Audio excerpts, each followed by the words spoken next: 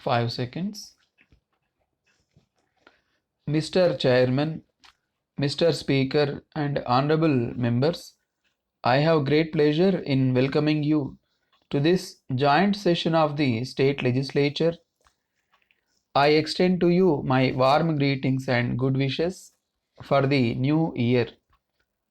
After 4 consecutive years of poor monsoon and conditions of severe drought in large parts of the state, the year which has just gone by saw generally favorable seasonal conditions, though some anxiety was caused by prolonged dry spells.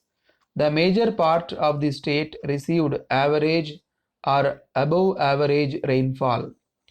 The spatial distribution was not, however, uniform.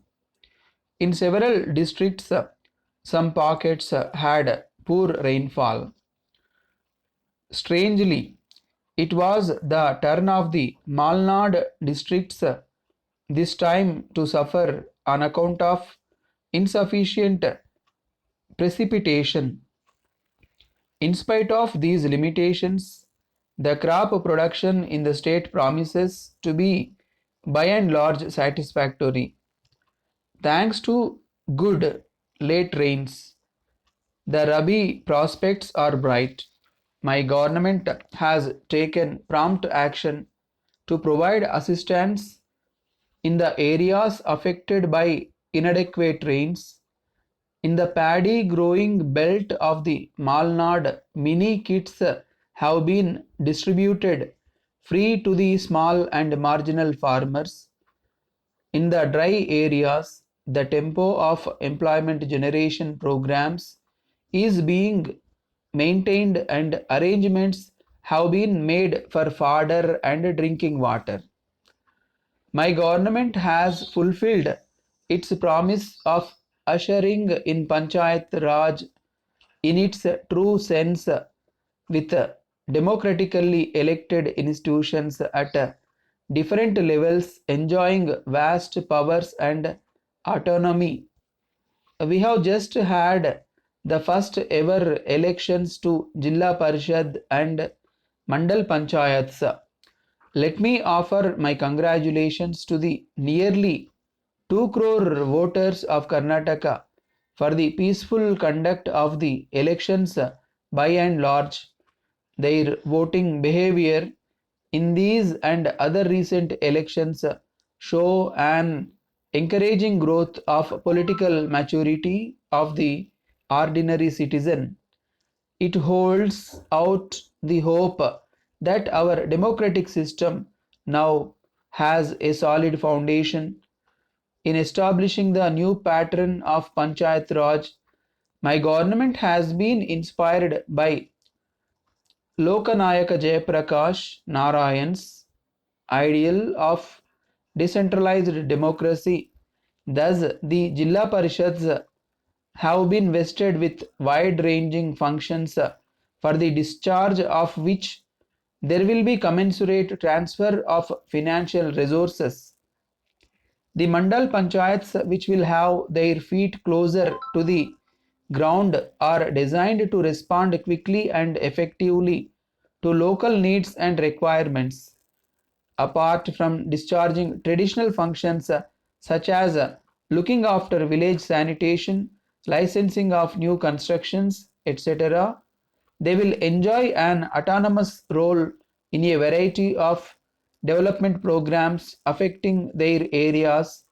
The process of planning will take a new dimension with the coming into existence of Jilla Parishads and Mandal Panchayats. We have been talking for many years of planning from below.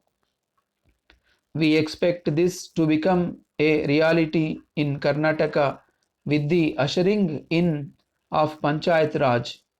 A major event during the year has been the holding of the second summit conference of the South Asian Association for Regional Cooperation in Bangalore last November.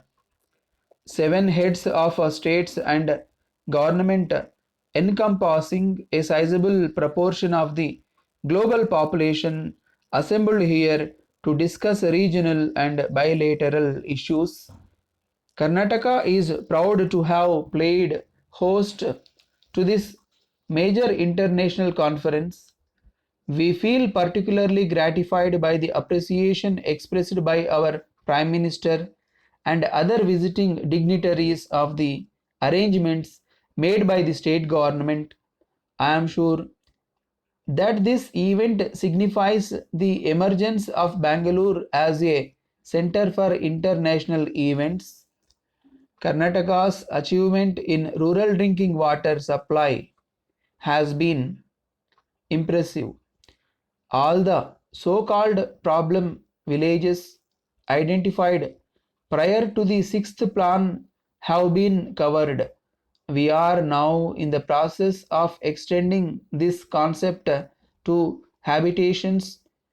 We are also laying increased emphasis on mini schemes and piped water supply schemes so as to minimize the problem of water scarcity even during years of acute drought. I am glad to inform that Gulbarga district has been included in the first set of districts selected by Government of India to be covered by the technology mission which they have set up to tackle the problem of drinking water. More districts are expected to come under this program in the coming years. Honorable members, I have now come to the end of my address. I am sure that both care and expedition will characterize your deliberation. Thank you. Dear sirs, in reply to your letter of the 1st April, we regret that you have been caused so much inconvenience through our delay in forwarding the goods which you ordered on the 5th March. We were obliged to remove very much sooner than we had expected, and in consequence of the temporary interruption of business, there was some delay in carrying out the instructions given in your letter. We have to inform you, however, that the goods have been dispatched early this morning, and we hope that you will find the enclosed invoice in order.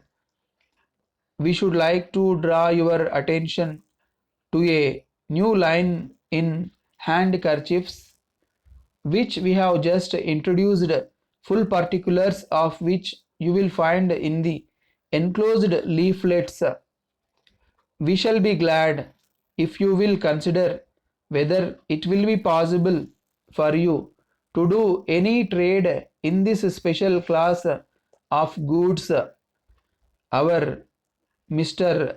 Raju hopes to be in your district within the course of the next few days and will call on you with samples and price lists.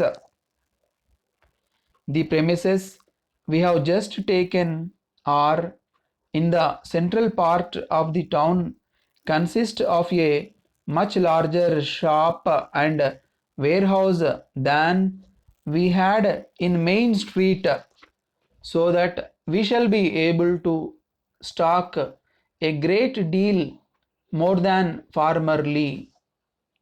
We hope to be favored with a continuance of your valued support and assure you of our best attention on all occasions, as it is obvious from the reference to the under lease in the assignment that the term created by it must have come to an end nearly 10 years ago.